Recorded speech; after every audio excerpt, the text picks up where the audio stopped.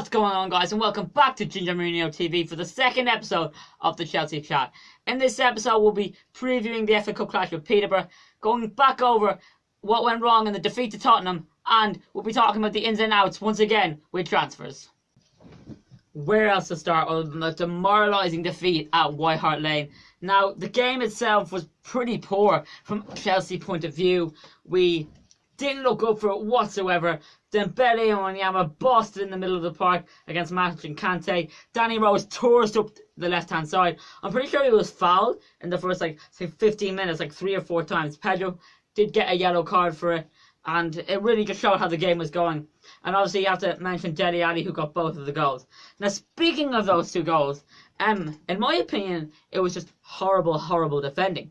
No one bothered to challenge Dele Alli. As in, I said in a podcast that I did, I'll leave the link in the description below, that Dele Alli was an overrated player. That basically came and bit me in the ass.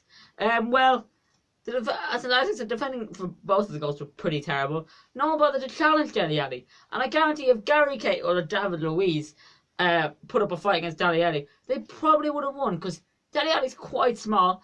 Gary Cahill and David Luiz are taller than him. I wouldn't say they're the tallest people in the world, but they're taller than him. So if they challenged, maybe they, would have put Dele Alli off balance or even knocked it out for the corner. Because in the match, both teams' shot accuracy was less than 30%.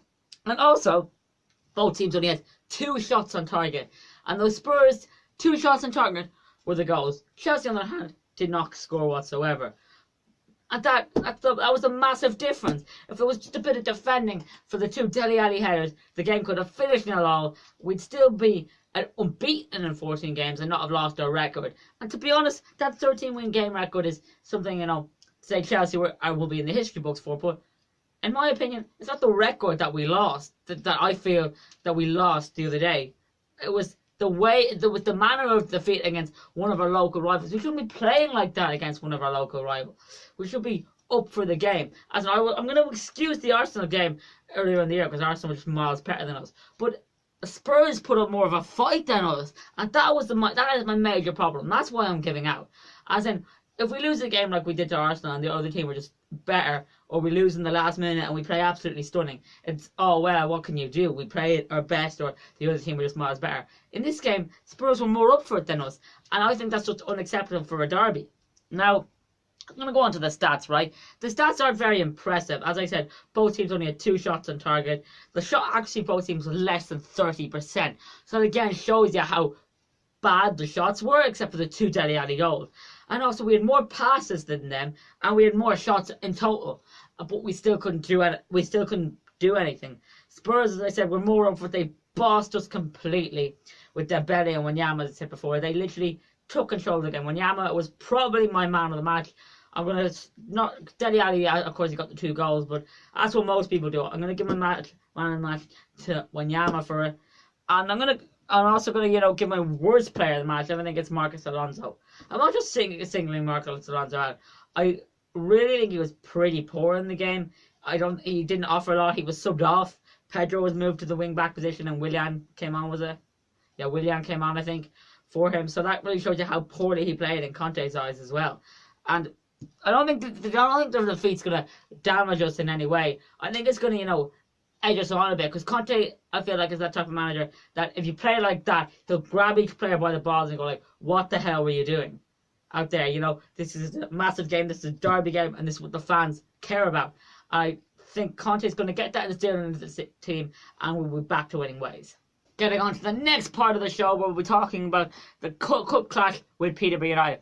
I'm going to start by talking about Peterborough United, because Peterborough United actually have a former League of Ireland player in their ranks. He used to play for St. Pat's. He goes by the name Chris Forrester. And this is a guy guys want you to watch out for, because he took the League of Ireland by storm, and he's doing quite well in League 1 at the moment.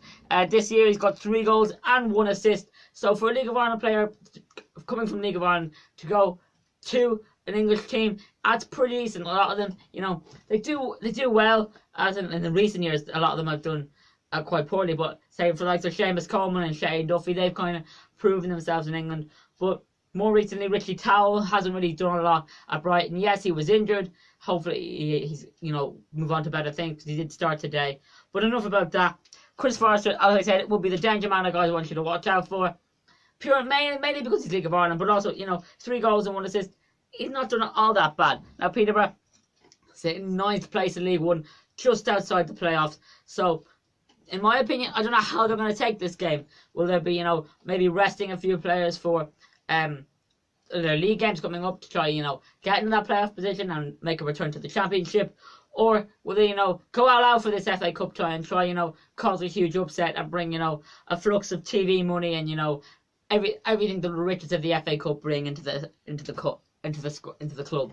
Now, with Chelsea, on the Chelsea side of things, the last 5 third-round FA Cup ties we've played, we beat Scunthorpe 2-0, Watford 3-0, Derby 2-0, Southampton 4-1, and Portsmouth 4-0. Now, these games altogether combined aggregate score of 16-1. That is a massive 15-plus goal difference for Chelsea. And that gives you quite a lot of confidence going into this game because, we take, the couple of first rounds quite seriously by the looks of things. And with Antonio Conte in charge, I don't think that'll be any different because, as I said in the last episode, Antonio Conte probably, I feel, takes every game as seriously as, say, Palace and Man United, Peterborough and Arsenal. I think Conte, that's just the type of manager Conte is. He takes every game as serious as, say, as I said, as each of them comes. And I hope that's the same attitude he goes with the facing a lower league opposition. Obviously, there will be some changes to the normal squad. Give some players that played on Wednesday a rest. The players that I think will come in, JT, Ole Anya, Nathaniel Chalaba, and Cesc Fabregas. You see, I do have one thing to say though. Michy Batshuayi, there's been rumours of him going to Swansea, so I don't know if he'll play or not. But if he does manage to get a game, this could be his last one before he goes on loan. And I hope Conte gives him his chance because I don't think Michy, in my personal opinion, I'd be given time this season to show what he can do and flourish. But hopefully he can do that if he goes on loan to Swansea. My prediction for this game, I'm going to go for 4-1 Chelsea. I think Chelsea we will concede tomorrow. That's just how the cup goes, but we will run out comfortable 4-1 winners. I'm going to go for Michy Batshuayi to get 2, Cesc Fabregas to get the other, and let's go for JT to get the 4th. And Peterborough's goal, I'm going to go for the League of Ireland man, Chris Forrester. Once again, guys, we go into the transfer news that is surrounding the Chelsea team. I'm going to go into a bit more detail with Oscar. I only mentioned that he did go off for 60 million in the last episode. Oscar has gone off to Shanghai SIPG, and he will be joining AVB, our former manager on the Village Boas, and Hulk out in China. Now, Oscar this season has only made 11 appearances, and that's probably why he's gone off to China. He wanted more first-team football, more countered first-team football, and that's more than likely what he'll get over in China. Now, for Chelsea, he's made over 200 appearances and got 38 goals. So, he hasn't done too bad for himself. He started off brilliantly for Chelsea by scoring that wonder goal against Juve, or 2 wonder goals against Juve in the Champions League. And I'll always remember him for that. Of course, the Europa League final as well.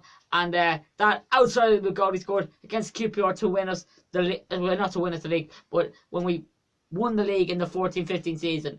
I'll always just remember that Oscar as being, I remember in the first season, 12-13 season, the Masgard combination of Mata, Oscar and Hazard. I'll always remember him for that as well. Oscar, you're probably not watching, but here's a shout out to you. You'll always be a Chelsea legend in my heart. Up there, your jersey hangs proudly on my wall from my special day, so thank you. Next up, we're talking about Izzy Brown, who has ended his loan spell at Rotherham and has now gone to promotion chasing Huddersfield Town. I think this is a better move for Izzy Brown. It'll be a lot more competitive and more up to his standard because at Rotherham he was fighting a relegation battle. With Huddersfield, he'll be fighting for promotion to the promised land of the Premier League. Now, I'm hopeful Izzy Brown will play for Huddersfield, as in, I know they've Narky Wells are doing quite well this year. Huddersfield as a whole are doing quite well this year. So, hopefully he'll get his chance. Now, as I mentioned earlier on, Michy Batshuayi to Swansea. Now, this has been kind of circulating in the papers lately, with possibly him going on loan and Fernando Llorente coming in permanently for us the other way. Now, the reason why I think being linked with Fernando Llorente is obviously because Conte had him at Juve as well. Fernando Llorente, I think Conte could probably get the best out of him. We also need a different type of striker. Costa and Michy Batshuayi one type of striker. Llorente's another. Llorente's a target man. He's tall. He can hold the ball well. And in La Liga he played well. And at Juve he played well. He hasn't been really hitting the heights at Swansea.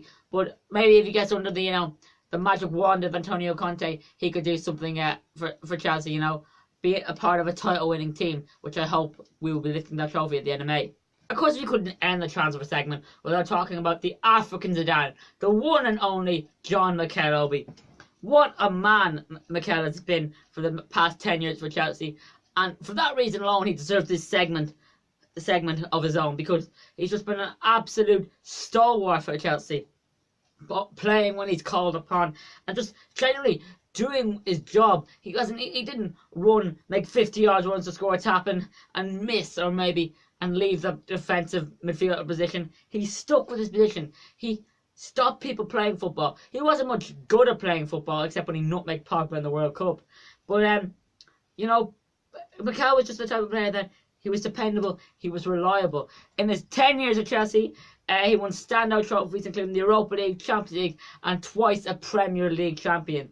Mikel, my most fond memory of Mikel was probably scoring that goal against PSG last season. I remember being at football training and my dad says, Chelsea, I think he said, oh, it's 1-1. I'm like, oh, who scored? Mikel. And I actually didn't believe him. So I literally stopped training and had a look. That's how unbelievable I thought that was. And that was kind of Mikel in a nutshell. Mikel was surprising, like I said, that nutmeg on Paul Pogba in the World Cup, and that goal against PSG. Mikel was full of surprises, and that's why I love him. Mikel, if you ever get to see this, which you probably won't, but maybe you will, this is my appreciation to you. Whatever you do in the future, in China or wherever else your career will take you, you will always be a blue. That's it for this video, guys. I really hope you've enjoyed it. As always, give the video a thumbs up, share it around on social media, and remember, subscribe.